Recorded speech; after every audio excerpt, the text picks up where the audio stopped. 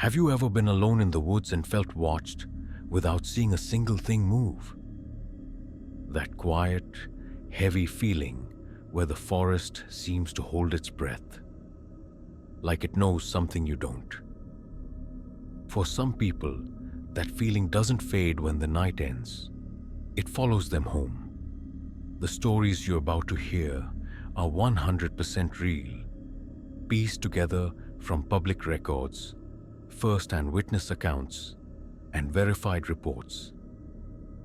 For privacy and safety, some names have been changed, but every event happened exactly as described. Before you continue, tap like. It helps this story reach more horror lovers just like you. Drop a comment telling me where you're watching from. You're part of my horror family, and I want to know where my family's listening from. Let me know which story hit you the hardest. And subscribe. Your support fuels this channel and allows me to bring you even more disturbing true stories. I didn't go into the Appalachian Mountains looking for adventure. I went because I couldn't sleep anymore. And when I did, my thoughts kept circling the same dead ends. I figured a few days alone, no phone signal, no people, no expectations, might reset something in my head. That was the excuse I gave myself anyway. I parked my truck near a washed-out forestry road outside a nearly forgotten town in eastern Kentucky. The town name barely showed on the map, just a smudge of letters and a thin gray line for the road. From there, I hiked several miles into the mountains, following an old trail that had clearly stopped being maintained years ago. Fallen branches crisscrossed the path. The air smelled like wet leaves and rot, the kind that gets into your clothes and doesn't leave. By the time I found a flat spot near a shallow creek, fog had already started to slide down the slopes like slow smoke. The trees were close together there, tall and thin, their trunks dark with moisture. It felt private, hidden, exactly what I wanted. Setting up my tent took longer than it should have. My hands were stiff from the cold, and the ground was softer than it looked, sucking at the tent stakes. When I finally crawled inside, everything went quiet in that unnatural way deep woods sometimes do. No birds, no insects, just water moving somewhere nearby. The first night passed without incident, though I didn't sleep well. I kept waking up convinced I'd heard something, fabric shifting, a branch snapping. But every time I listened closely, there was nothing. By morning, I chalked it up to nerves and the unfamiliar silence. The second day was gray and damp. A light rain fell on and off, never enough to soak me, just enough to keep everything slick and uncomfortable. I hiked a little farther out, then came back early, feeling more tired than I should have. My head felt heavy, like I'd been carrying a thought around all day without knowing what it was. That night, the fog came in thicker. It wrapped around the trees and pressed close to the ground, blurring the edges of everything beyond a few feet. I zipped myself into the tent early, listening to the soft patter of moisture on nylon. Sometime after midnight, I woke up with the clear sense that I wasn't alone anymore. At first, I thought it was an animal, something small, maybe a raccoon. Then I heard the rhythm of it. Footsteps, slow, deliberate. Not the scattered sound of paws, but the careful placement of weight. Whoever or whatever, it was moved around the tent in a wide circle, stopping now and then, as if listening. I held my breath without realizing it. The sound wasn't loud. That was what made it worse. Whoever it was seemed to be trying not to make noise. I told myself it had to be another camper, maybe someone passing through, curious, Still, no one had passed me on the trail for 2 days.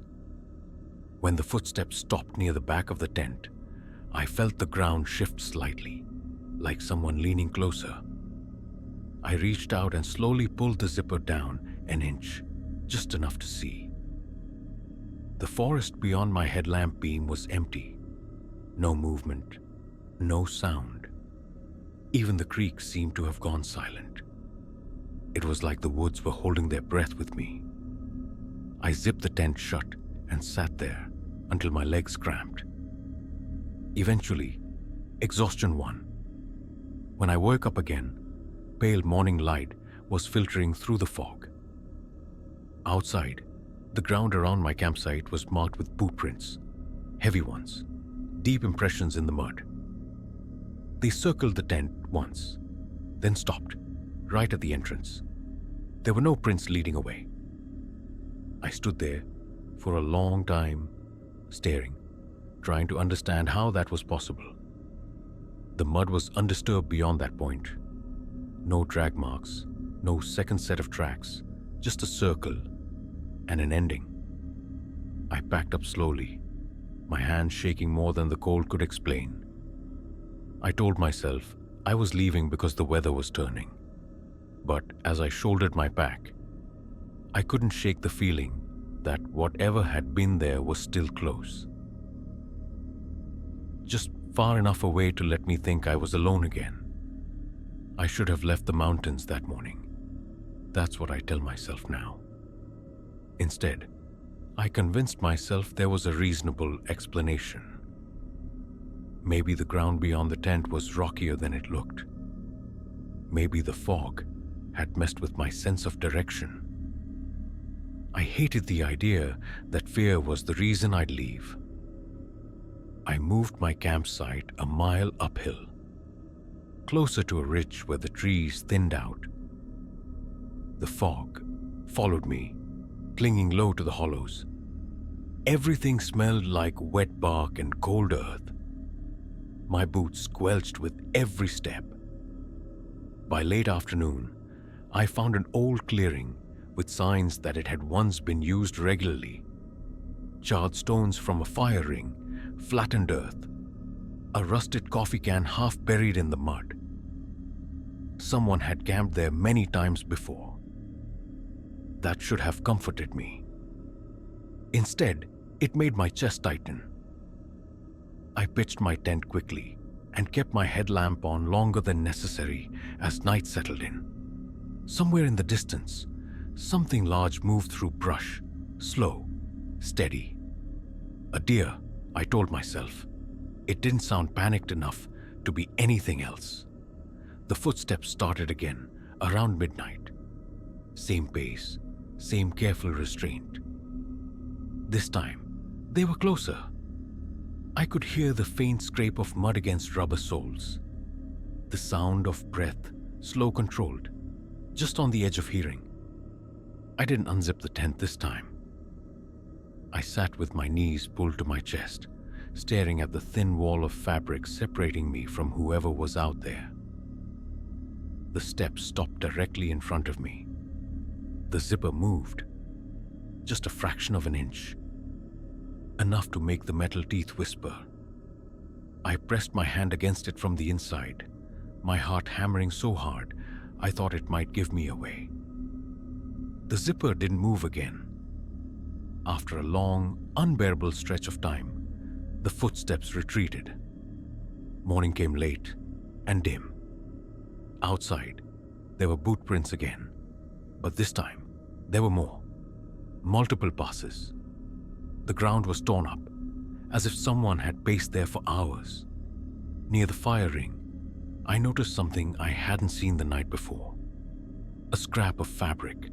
It matched my jacket. I checked my sleeve. A clean tear ran along the seam, fresh and unmistakable.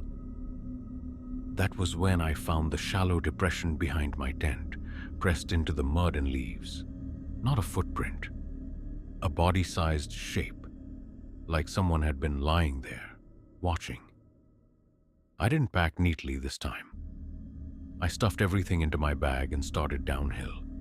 Ignoring the trail, following instinct and gravity, the woods felt tighter, the valleys deeper. Fog filled my lungs with damp cold. Every sound behind me felt intentional. About an hour into the descent, I found an old hunting cabin, barely standing, its door hanging open, wood blackened by age and mold. Inside, the air smelled like mildew and something sour. The floorboards creaked under my weight. On the wall, scratched into the wood with something sharp, were tallies. Dozens of them, grouped in uneven clusters. Below them, a single sentence. Stayed quiet. They always leave. I don't remember running after that. I remember falling once, my knee tearing open on a rock. I remember bursting out of the tree line onto the road, my truck exactly where I'd left it, untouched. I didn't camp again for a long time. Even now, sometimes when it's quiet, I swear I hear slow footsteps just outside my bedroom door. Not rushing, not forcing entry, just waiting. And what keeps me awake isn't the fear that someone followed me out of those mountains. It's the thought that maybe they never needed to. I didn't even want to go on that trip at first. The idea came from Evan, who said the mountains would do us good. Fresh air, no deadlines, no screens. I agreed mostly because I hadn't been sleeping well, and being around people felt easier than sitting alone with my thoughts. There were 3 of us. Me, Evan, and Luke. We'd known each other since college. Close enough that silence between us didn't feel awkward. We chose a camping area just off a popular trail in the Appalachian Mountains of western North Carolina. It was the kind of place families passed through during the day. Wide paths, weathered trail signs, a couple of old wooden benches nailed together decades ago. The ranger station a few miles back looked half abandoned, paint peeling, windows fogged over from years of damp air. By the time we parked and hiked in, clouds were already settling low in the valleys. Fog rolled through the trees in slow sheets, catching on branches and drifting apart again. The ground smelled like wet leaves and iron-rich mud. Somewhere far off, a crow called once, then stopped. We set up our tent near a bend in the trail, where the trees opened just enough to let light through. There were signs other people had camped there recently. Flattened grass, a ring of blackened stones, but no one else was around. As evening came, the trail emptied completely. Footsteps faded, voices disappeared. It felt like the mountains had closed in once the sun dropped behind the ridgeline. Inside the tent, it was tight but familiar. The nylon walls held the cold, and every movement made a soft crinkle. Luke fell asleep almost immediately, his breathing steady and deep. Evan stayed awake longer, scrolling through his phone until there was no signal left to scroll through. Eventually, even he drifted off. I lay there, listening to the forest settle. Wind moved through the trees in uneven bursts. Something small scurried across the ground nearby. Normal sounds, comforting even. That's when I heard my name. It was quiet, barely more than a breath. At first, I thought I'd imagined it, my brain half dreaming. Then it came again, soft, careful. It sounded like Evan. I turned my head slightly. Evan was on his side, facing away from me, fast asleep. Luke hadn't moved either. The whisper came from outside the tent, close enough that I could hear the shape of the word, the way my name curved at the end. I didn't answer. I didn't move. The voice tried again, closer this time. The tone was wrong, not urgent, not playful. Just a testing, like someone practicing the sound. The forest around us went unnaturally quiet. No wind, no insects. Even the distant water I'd heard earlier seemed to fade.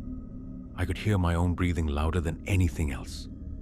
I reached for my phone, more out of instinct than intent, and held it tight in my hand. The whisper stopped. After a while, the sounds of the woods crept back in, hesitant and uneven. I told myself it was exhaustion, stress, my mind filling in gaps with familiar sounds. Eventually, I slept. But the silence that followed me into sleep felt deliberate, like something had been listening. I woke up stiff and cold, my neck aching from holding tension all night. Pale morning light filtered through the tent, walls turning everything a dull gray. Luke was already awake, quietly pulling on his boots.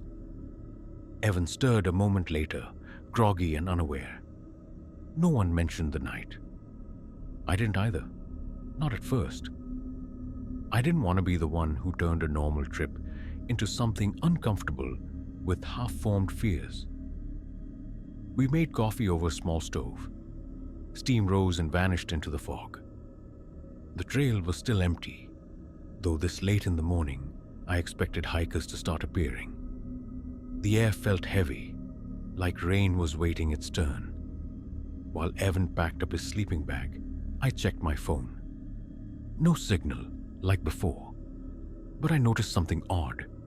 A voice memo, recorded at 2:17 a.m.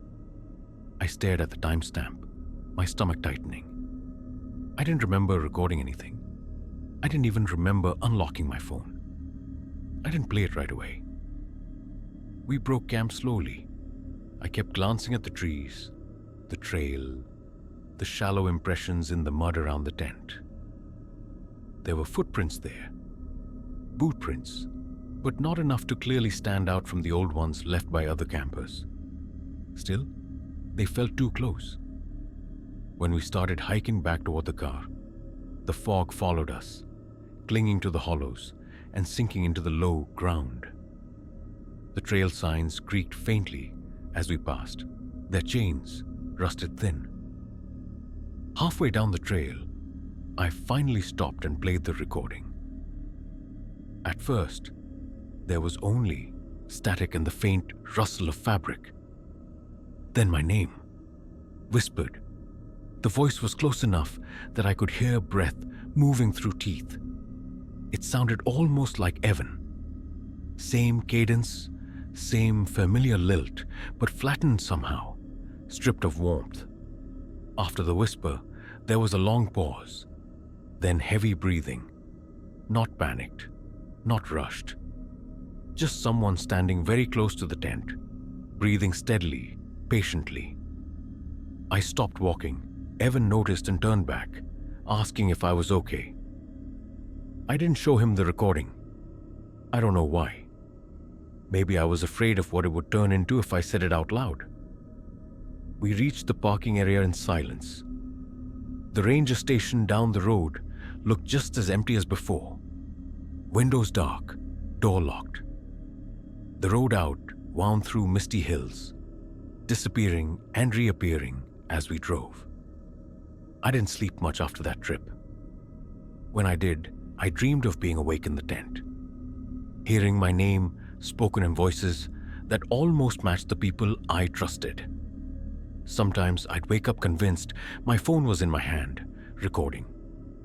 Weeks later, I checked the voice memo again. It was gone, deleted without a trace. I still camp occasionally, but never near popular trails, and never with my phone within reach. The mountains haven't changed. They're still quiet in the same way, still patient. What stays with me isn't the whisper itself. It's the certainty that whoever spoke knew exactly how my name was supposed to sound, and waited until everyone else was asleep before saying it.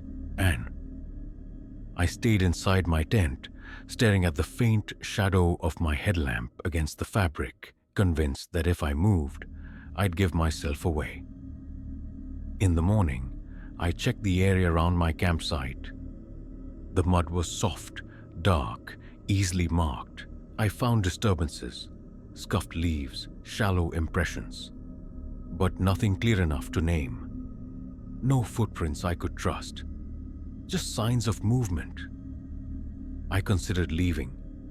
I even packed part of my gear.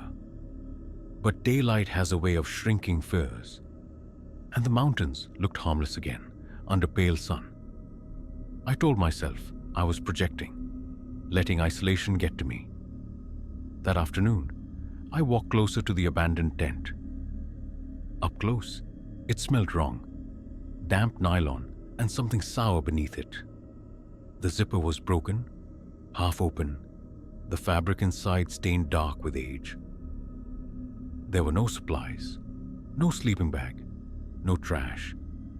It didn't look like someone had left in a hurry. It looked like someone had slowly removed everything that mattered.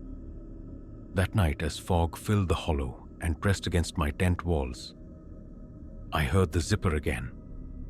This time, it wasn't coming from downslope. It was close enough that I could feel vibration through the ground. And when it stopped, it felt like it stopped right outside my tent. I didn't sleep much after that. Every sound carried weight. A branch snapping sounded intentional. Wind brushing the tent felt invasive. I lay there, until my body ached, replaying the sound of the zipper in my head, trying to convince myself it was coincidence. 2 damaged tents reacting to wind and moisture. Sometime before dawn, I woke abruptly. The air inside the tent felt colder, heavier. I noticed it immediately, the faint line of gray where the zipper should have been sealed tight. It wasn't open all the way, just enough to let fog slip inside, curling low along the floor. The zipper had been pulled from the outside. My throat tightened. I didn't move. I listened. There was no sound, not footsteps, not breath. Just the low, empty quiet of the hollow. When daylight finally crept in, I forced myself out. The front of my tent was smeared with dirt. Not splashed or kicked, smeared, pressed into the fabric in uneven strokes. The marks were low, close to the ground, as if someone had been crawling. Leaves were crushed beneath them, flattened in looping paths that circled my campsite again and again. I followed the marks downslope. They didn't lead away, they led back to the abandoned tent. Inside it, I found fresh dirt on the floor, dark, wet soil that didn't match the hardened ground beneath the tent. Someone had been using it recently, not camping, waiting. Near the torn opening, partially buried under leaves, was a small notebook. Its pages were warped with moisture, but the writing inside was legible. Dates, short entries, notes about weather, sounds, routines. One line stood out, written over and over in slightly different handwriting pressure. They don't hear you if you move slow. I didn't read anymore. I packed up in a haze, my hands numb, my thoughts fractured. As I climbed out of the hollow, the fog thickened, swallowing the trees behind me. I kept expecting to hear something following, slow footsteps, careful movement, but there was nothing. I reached my truck by late afternoon. Mud streaked my clothes. My tent smelled like earth and mildew, the stains still visible no matter how hard I scrubbed them later. I didn't report anything. I didn't know how to explain it without sounding unhinged. No crime had been committed, no proof left behind. But sometimes, late at night, I wake up convinced my bedroom door is open just a crack. I listen for sounds that don't come. I imagine slow, patient movements in the dark. What stays with me isn't the fear of what happened. It's the realization that someone had been there long before I arrived, watching, waiting, and that my presence hadn't scared them away. It had given them something to do.